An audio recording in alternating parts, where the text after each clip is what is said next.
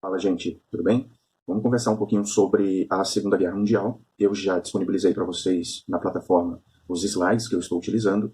E, na prática, essa conversa que eu vou ter com vocês tem como principal objetivo é, apontar os principais elementos acerca da Segunda Guerra Mundial. Foi um conflito que durou entre 1939 e 1945, beleza? A gente vai começar nesse primeiro slide falando sobre os antecedentes, né, as causas para este conflito. Então, todas as vezes que a gente estuda um movimento histórico, geralmente a gente começa pelos antecedentes, pela conjuntura, né, o que estava acontecendo naquele contexto que acabou propiciando um acontecimento tão grave como esse que foi a Segunda Guerra Mundial, né? Uma guerra que matou aproximadamente 50 a 70 milhões de pessoas, ou seja, uma guerra que destruiu muita coisa e matou muita gente, tá? Então, nesse primeiro slide, a primeira coisa que se coloca sempre quando se fala da guerra é quem eram os principais atores políticos, atores internacionais deste período. Muito provavelmente, vocês devem se lembrar que a Segunda Guerra ela foi realizada por duas forças distintas, por forças distintas. De um lado, você vai ter o eixo, né, o chamado eixo Roberto, né, levando em consideração as iniciais das capitais, né, Roma, Berlim, Tóquio. E, portanto, você tinha de um lado Alemanha, Itália e Japão, e do outro lado você vai ter os chamados aliados, né? Esses aliados compostos aí inicialmente por franceses, ingleses e a União Soviética num dado momento, né? Depois a gente tem outros atores, os Estados Unidos, mas a princípio a gente tem um bloco que vai se constituindo ainda por volta de 1936, que é o que a gente chama de eixo. E depois você tem ali uma costura política entre franceses, ingleses, depois os demais países que se constituiriam em aliados, beleza? Nesse primeiro slide, a gente tem uma questão importante, né? O que teria provocado a guerra? Um processo expansionista, um processo militarista. E esse expansionismo e esse militarismo, ele vai ser fortemente adotado pelos governos daqueles que compuseram o que a gente chama de eixo. Ou seja, Alemanha, Itália e Japão foram nações que promoveram a sua revolução industrial de forma tardia. No caso italiano e alemão, a gente teve todo aquele processo de unificação tardia, processo de industrialização, participação na Primeira Guerra Mundial, porque tinham desejos de conquistas territoriais, e nada disso deu certo. E, portanto, após a guerra, você teve ali um sentimento de nacionalismo, um sentimento nacionalista exacerbado, nacionalismo exagerado, e isso acabou conduzindo esses italianos e esses alemães a regimes totalitários. No caso japonês, a ideia é a mesma. Então, os japoneses, eles eram, até as primeiras décadas, na verdade, até o século XIX, por volta de 1870, era uma nação ainda muito atrasada, mas que passou por uma revolução, que é a chamada Revolução Meiji, ou Revolução Meiji, e a partir de então, aquele Japão passa por um processo de intensa modernização, mas eles esbarravam numa realidade que é uma realidade geográfica, ou seja, precisavam de territórios para continuarem se estruturando.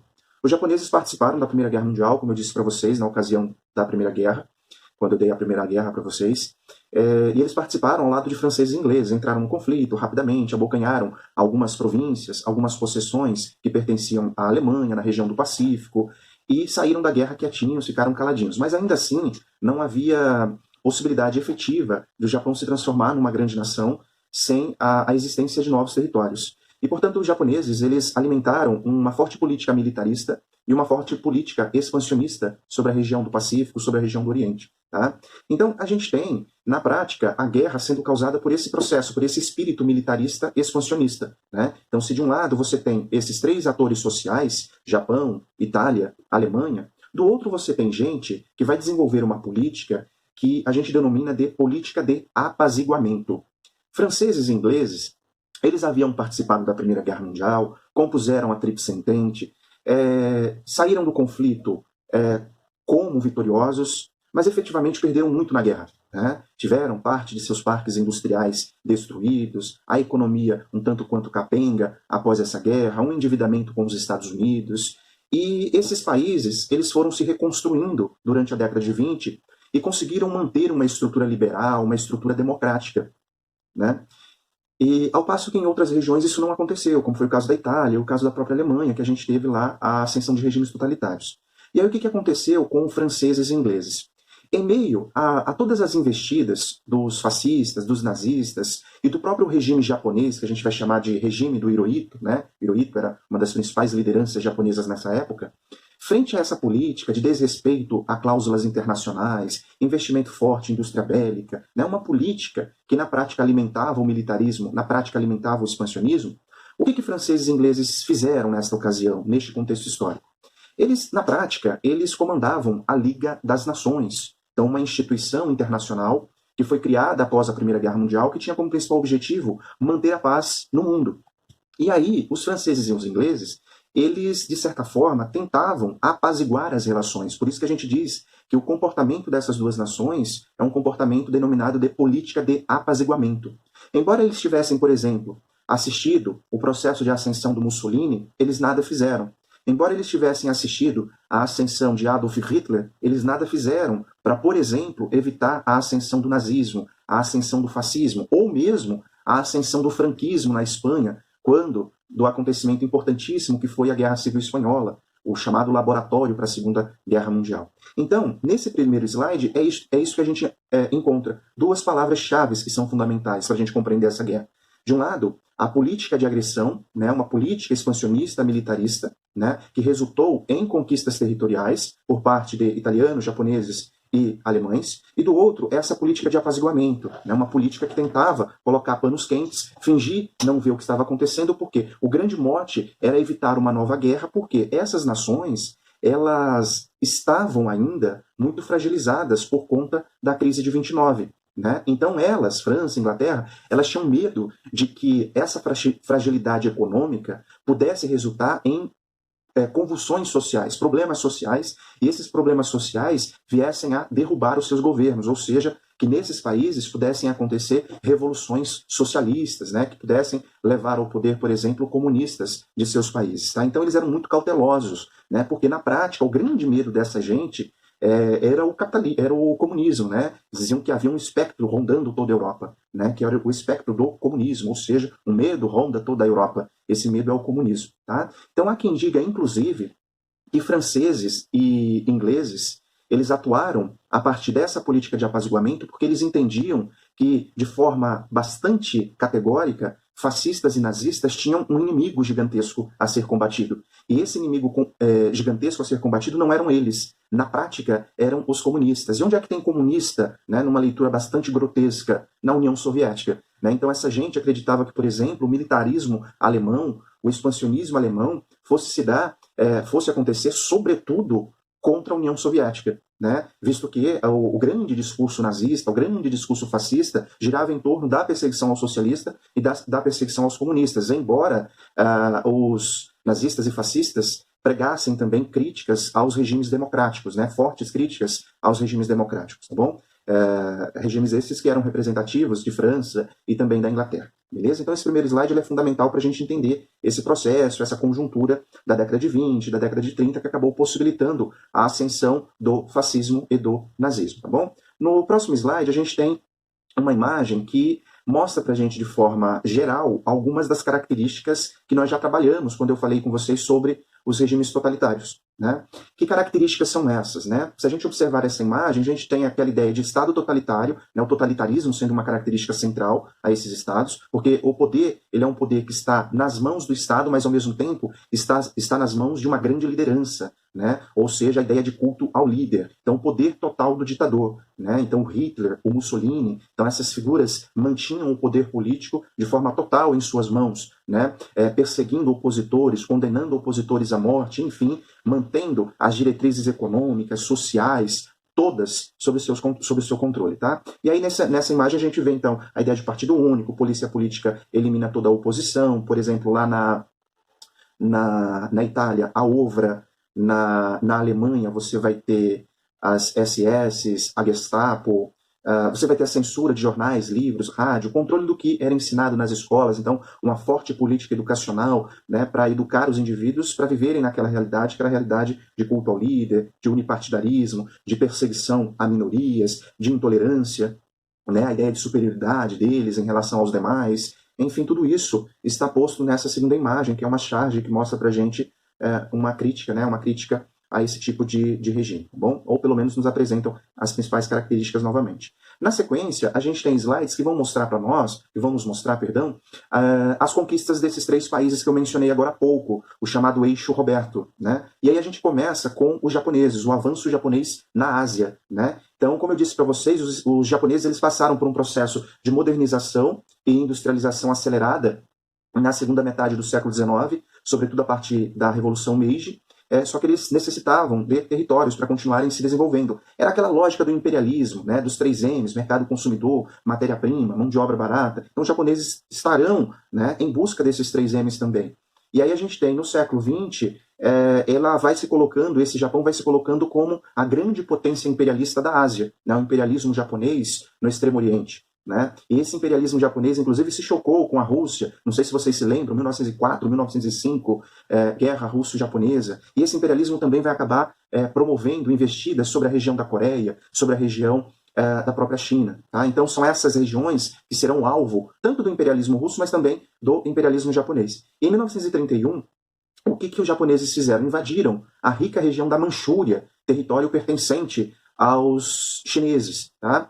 E buscavam, portanto, solos férteis e um solo rico em minérios para continuarem se estruturando, para continuarem se desenvolvendo. O que a gente vai observar, pessoal, é que dentro dessa conjuntura, a Liga das Nações, que eu já mencionei, que foi criada pós Primeira Guerra Mundial, o que ela deveria fazer? O comportamento dela deveria ser exigir que os japoneses recuassem e deixassem livre aquela região da Manchúria. Mas como os países da Liga das Nações, ou as lideranças da Liga das Nações, mantinham a política de apaziguamento, o que eles fizeram? Apenas acenaram, né? Criaram algumas barreiras econômicas aos japoneses, mas na prática gritavam lá do Ocidente: olha, japoneses, isso é muito ruim, é muito feio fazer isso, não pode invadir o território do amiguinho. Mas nada de concreto foi feito contra o regime japonês, contra o regime do Hirohito. Ou seja, um processo japonês de expansão territorial, e essa expansão territorial, de acordo com as cláusulas internacionais da época, tuteladas pela Liga das Nações, isso não poderia ser feito, né? Mas eles o fizeram, eles acabaram fazendo essa anexação. Em 1937, quando os japoneses sofreram esse corretivo da Liga das Nações, ou seja, não pode fazer isso, os japoneses fizeram um birro e falaram: tá, então eu não estou mais na Liga das Nações. Eles acabaram deixando a Liga das Nações. Em 1937, a gente vai ver que os japoneses ampliam seu domínio sobre a China, promovem a invasão e a conquista de boa parte desse território chinês. Tá bom? Então é um processo imperialista, um processo expansionista, que são característicos, né? O militarismo e o expansionismo são características recorrentes e muito expressivas em regimes totalitários, né? Como é o caso do regime japonês, como era o caso do regime italiano e o caso do regime alemão, beleza? Na sequência, a gente tem o imperialismo italiano. Esse imperialismo italiano, né, praticado pelo Mussolini, tem a ver com essa ideia de recuperação dos tempos mágicos do povo italiano, ou seja, reconstituir o Império Romano. Para tanto, você vai expandir esse território, mas essa expansão ela se dá a partir de um forte investimento na indústria bélica. Tá? Então, uma das formas, inclusive, dessas nações promoverem a recuperação financeira foi o investimento pesado na indústria, né? Sobretudo na indústria bélica. E aí os italianos, eles promoveram o primeiro processo de conquista em 1936, que eu também já fiz referência, né? Conquistando a região da Abissínia, né? Atualmente a região da Etiópia. O líder fascista dizia que a conquista da Etiópia era o começo da restauração da grandeza do Império Romano. O que fez a Liga das Nações, em relação ao caso italiano, reagiu proibindo as nações que integravam a Liga. A Liga das Nações ela reagiu de forma interessante, mas uma reação muito parecida com o que aconteceu com os japoneses. De que forma? Né? Proibindo que as nações que estivessem fazendo parte das Ligas das Nações estabelecessem relações de comércio com a Itália. E aí, de boa, tranquilo, né? Porque a Itália ela tem uma grande parceira neste contexto histórico, né? Você tem um contexto de aproximação muito intensa entre essas duas regiões, que é a própria Alemanha. E aí você tem outra parceira na região do Oriente, que é o Japão. Enfim, de boa, não quer fazer comércio com a gente, vocês estão proibindo os demais de realizarem comércio, mas não tem problema, né? A gente vai continuar existindo, a gente vai continuar persistindo nesse desejo de conquistar territórios. É isso que a gente vai observar, né? Não surtiu efeito, pois países como a Alemanha e até mesmo os Estados Unidos continuaram negociando com os fascistas produtos essenciais, como carvão e petróleo. Aí vocês poderiam dizer o seguinte: mas até os Estados Unidos, Walter, óbvio, os Estados Unidos não faziam parte da Liga das Nações. Não sei se vocês se lembram, né? Embora a Liga das Nações tenha sido proposta por eles, através do presidente Wilson, os Estados Unidos, como não desejavam, na visão deles, uma paz punitiva, e, portanto, eles desejavam que fossem adotados os 14 pontos de Wilson. Como isso não foi feito, o que os Estados Unidos fizeram? Se isolaram, né? Se retiraram das contendas políticas europeias, voltaram para casa e não participaram de mais nenhuma intervenção política ou intervenção real sobre a região europeia. Né? Então, dentro dessa conjuntura, eles não tinham nada a ver. Na prática, os Estados Unidos diziam, não tem nada a ver com fascismo, não tem nada a ver com nazismo, o que mais nos interessa mesmo é a atividade econômica. E aí, embora a Liga das Nações, tutelada por franceses e ingleses, tenham indicado que as pessoas não fizessem comércio com a Itália, os Estados Unidos sequer pertenciam à Liga das Nações e, portanto, não seguiram qualquer tipo de orientação de franceses e ingleses, até pelo fato de que, dentro dessa conjuntura, a sede do capitalismo mundial já era, desde o pós-Primeira Guerra Mundial, os Estados Unidos. Bom, o próximo, aí eu tenho, no próximo slide vocês conseguem visualizar um mapa que mostra as conquistas ou as intervenções militares dos japoneses na Ásia, e você tem as intervenções militares do Mussolini na região da Etiópia, beleza? A escalada nazista, né? Falar aí um pouquinho sobre a escalada nazista e como é que se dá essa constituição desse Hitler, mais precisamente a partir de 1933, tá? Então, em 1933, quando da morte do presidente Hindenburg, né, o presidente alemão, o Hitler, que já era chanceler, ele acaba mantendo sobre si os dois cargos, o cargo de presidente e o cargo de chanceler, ou seja, de primeiro-ministro. E aí uma das primeiras decisões, ou uma das primeiras ações do Hitler, isso foi tomado em outubro de 1933, foi retirar a Alemanha da Liga das Nações, ou seja, da Sociedade das Nações. Ô Walter, mas a Alemanha, ela não foi derrotada na guerra, ela não sofreu punições? Sim, de fato. E no começo da Liga das Nações ela não fez parte, ela não fazia parte da Liga das Nações. Só que depois, na década de 20, ela foi aceita, né, ali por volta de 1924, se não me falha a memória. Então ela foi aceita na Liga das Nações. E, sobretudo, quando a República de Weimar ela estava mais bem estruturada. Só que, assim que o Hitler assume o poder de forma ostensiva, ele acaba retirando essa Alemanha da Liga das Nações, e isso é um sinal claro de que ele estava disposto a desrespeitar toda e qualquer cláusula existente sobre os alemães. Tá? E é por isso que, em 1935, a gente vai ter, por exemplo, o serviço militar se transformando na Alemanha num serviço militar obrigatório, né? E o Hitler passa a investir pesadamente numa força aérea com um objetivo claro de guerra e um desenvolvimento poderoso na indústria bélica. Tudo isso estava proibido de acordo com o Tratado de Versalhes. Né? Então não se podia fazer um aumento da força militar, ou seja, você tinha ali um exército de até 100 mil homens, você não podia aumentar isso, e no intervalo de 1 ano e meio, mais ou menos, o exército alemão já era um exército de aproximadamente 1.500.000 pessoas. Tá? Então esse espírito militarista se espelhava, inclusive, no processo de unificação alemã, né? Aquele processo que foi alimentado pelo Otto von Bismarck no processo de unificação, tá bom? Espírito do militarismo, espírito da guerra, tá? Então a Luftwaffe, a força aérea alemã, e o desenvolvimento de uma poderosa indústria bélica com os mesmos objetivos, né? Objetivo de guerra, mas ao mesmo tempo uma questão econômica, né? A própria recuperação econômica também deve muito a essa ideia de indústria bélica. A ocupação do Sarre e Renânia. A ocupação do Sarre e a ocupação da Renânia em 1936. O que é isso? Né? O Hitler ele começa a promover ocupação de regiões na fronteira com os franceses. Após a Primeira Guerra Mundial, através do Tratado de Versalhes, a Alemanha ela estava proibida de militarizar a fronteira com os franceses. O que o Hitler faz? Já em 1935, começa a promover uma militarização daquela região. Tá? E, como eu disse para vocês, franceses e ingleses nada fizeram, porque estavam desenvolvendo uma política de apaziguamento, tá bom? Em 1936, como nós vimos num outro vídeo, houve uma aliança dos italianos e dos alemães, e essa aliança teve um objetivo claro, que foi ajudar, colaborar com a ascensão do Franco lá na Espanha. Então, de 1936 a 1939, você teve uma guerra, que é a Guerra Civil Espanhola. De um lado, você tinha as brigadas internacionais, e do outro, você vai ter os falangistas, né, os liderados pelo Franco, que contaram com o apoio das forças nazifascistas. Tá? E em 1936, essa junção de italianos e alemães para colaborarem com Francisco Franco, ou seja, com os fascistas espanhóis, acabou promovendo uma aproximação real desses dois estados, do Estado alemão e do Estado italiano. E aí você começa a desenhar o que a gente chama de eixo. Tá? Eu mencionei que é o eixo Roberto, né, as três nações, Itália, a Alemanha e Japão. E, portanto, esse desenho para esse eixo começa a ser desenhado efetivamente em 1936. Depois, nós vamos ter a adesão dos próprios japoneses, daí esse eixo Roberto. E esse eixo Roberto, ele tem a ver com um pacto que essa gente vai assinar, que é o chamado Pacto Anticominter, tá? Esse Pacto Anticominter, o que representava?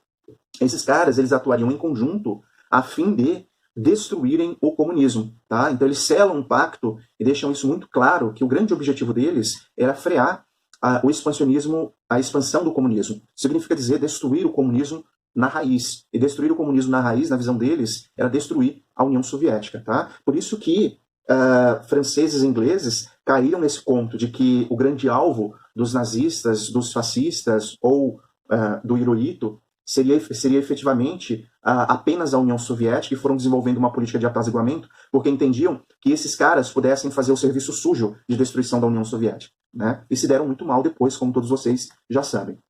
Aqui nessa imagem, né, o que esses três fascistas desejam, né? Então você tem uma caricatura aí do Hirohito, uma caricatura do Mussolini e uma caricatura do Hitler, né? O que eles desejavam? Mais terras, mais poder, tá? Então isso é uma característica aí desses regimes totalitários. Aqui um cartaz que remete à ideia do Pacto Anticominter, depois vocês observem. Na sequência, a gente tem um pouco mais das ações da Alemanha, tá? Lembra que eu falei para vocês que uma das características do nazismo e que está inclusive no Minha Luta, é a ideia do expansionismo, a criação de um tal espaço vital. Esse espaço vital, na perspectiva de Hitler, deveria congregar todos os povos de origem germânica. E aí o que o Hitler ele fez? Ele, em 1938, acontece lá na Áustria um plebiscito, e na verdade todos os austríacos já sabiam da força alemã dentro dessa conjuntura, participaram de um plebiscito só apenas como convenção, para saber se eles aceitavam ou não serem anexados pelos alemães, né? Na prática, as pessoas vão votar com a corda no pescoço, literalmente. Tá? É por isso que em 1938, o que o Hitler ele faz? Valendo-se da ideia de que a Áustria é de origem germânica, ele próprio era austríaco, ele acaba incorporando a Áustria ao Império Alemão, visto que ele pretendia constituir o chamado Terceiro Reich, né, o Terceiro Império Alemão. E aí ele começa por conquistar regiões que, em tese, possuíam uma população de origem germânica. E que regiões são essas? A princípio, a região da Áustria. E uma outra região que ele acaba tentando anexar, e o fez de fato, foi a região dos Sudetos. É uma região de fronteira com a Alemanha e que pertencia ao antigo território, ao antigo país chamado Tchecoslováquia, né? Uma região que nasceu no pós-Primeira Guerra Mundial. Hoje a gente tem a Eslováquia e a República Tcheca como duas novas nações, como nações distintas. Mas dentro dessa conjuntura não, você tinha a Tchecoslováquia. E aí o que rolou ali? Nessa região que vocês podem observar no mapa, de fronteira ali com a Alemanha, é a região dos Sudetos. E ali você tinha uma população, uma minoria, que era uma minoria alemã. E aí o que o Hitler ele faz? Ele começa a adotar um discurso de que essa minoria de origem germânica, ela sofria forte pressão do governo da Tchecoslováquia. E, portanto, nada mais justo do que ele, Hitler, anexar a região dos Sudetos para os alemães. Isso criou um grande mal-estar, porque enquanto ele incorporou a Áustria, e essa incorporação ela se deu a partir de um plebiscito, embora os alemães tenham entrado na Áustria armados, enfim, todo um processo de militarização mesmo, como se fosse um processo de guerra, a gente tem na Tchecoslováquia um caso mais sério, né, que é um caso de anexação mesmo, né, de invasão. E aí, neste momento, você causou uma tensão maior, né? Nesse momento, a Liga das Nações, tutelada por franceses e ingleses, resolveram reagir, ou resolveram agir, tá? Eu vou passar para um outro vídeo porque o tempo já extrapolou, mas a gente volta na sequência, beleza?